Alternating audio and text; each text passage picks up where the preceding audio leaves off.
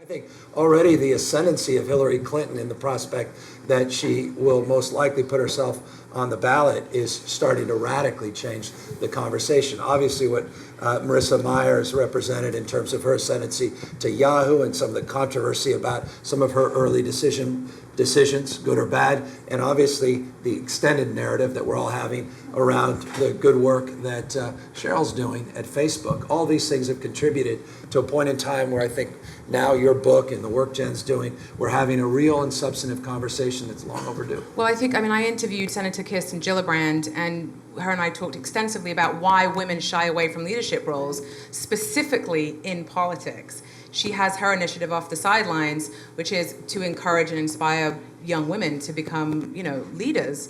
And it's a very open fact that being in politics is a tough business. You have to have it. I'm saying you have to have a tough skin. And a lot of women just don't want to set themselves up for that. And that's what I kept hearing from her.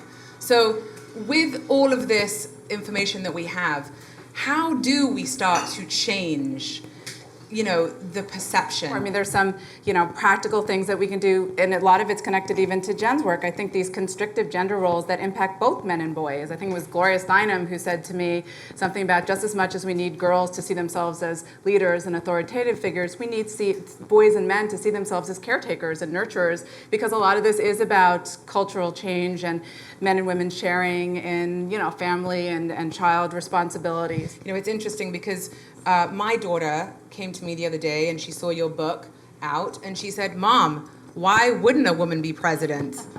And I thought that was interesting that she has no frame of reference that a woman can't. Right. She said, "I'm going to be a president." And I said, "You will, Ella Grace Valencia for president." Well, but they have that same common story in the book, which I found they both told me that their 3.5-year-old, though, and they grew up in this home. Exactly the opposite. Said exactly, yeah. That sure. And your home, I'm sure, is even more supporting. I was ready to give up. I thought she had to start a new organization. I said, "Montana, do you think you could ever be president, or do you want to be president?" And she said, "Oh no, Mommy, only boys can be presidents."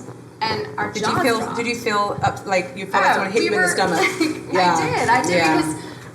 She wasn't watching or consuming the Disney culture, although some of her friends may have brought it into the house a little bit. And literally, she sees me going to work every day. This was a moment in time, and she loves Obama, and every time she sees Obama on TV, she says Obama gets excited. So I think she associated Obama with the presidency. That was it. But really, we do have to redefine leadership as not just a realm that's only available to men, but also to women. And I love that phrase: if you can see it, you can be it. Or if you can't see it, you can't be it. And so I just think we have to keep doing the work we're doing on the cultural level, which is what we do with the Representation Project, but also on the policy and economic level, which is critical. No, I know I want to do better, and it's just difficult to do better because I'm so entrenched in my own damn stuff, my own career, and all this stuff. But I am, and but I was at this, before I got married, and so the idea that I'd have to sacrifice my career. It sucks, I know. And so I get it. When I do get it, and this is the great challenge, right? Because we could talk a good game about parenting, all that stuff, but unless we, boys, men, step up in a big and powerful way, in an order of magnitude way, we're going to have the same conversation 10, 15 years, whether or not ex-President Hillary Clinton was successful or not, because that ain't going to be good enough. Symbolically, though, it gives people hope, and I think that's the first step towards change. I think you need hope and inspiration, and so I hope that this happens in our lifetime, and I hope it happens for all of our kids, and I hope it happens for our sons who will see this as normal, right? Who will see a woman in the White House as normal. Well, it's about this. It's the larger question also of just having diversity. Again, this reflective democracy. We face a lot of problems in the world right now, and so I think it was Robin Morgan who said, we need all hands on deck. We need women's voices and visions at the table where, we're talking about solutions and where we're addressing problems. So it's that, but also I think men are starting to realize they too benefit from these conversations. Yes. And if there's nothing else, that's what I hope this candidacy of Hillary Clinton can do, is change the dialogue as your book is changing the dialogue, as Jen's work is changing the dialogue, have different conversations.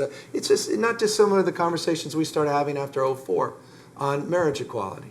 which were difficult. And you didn't have to wait, by the way, for the gay community to step up.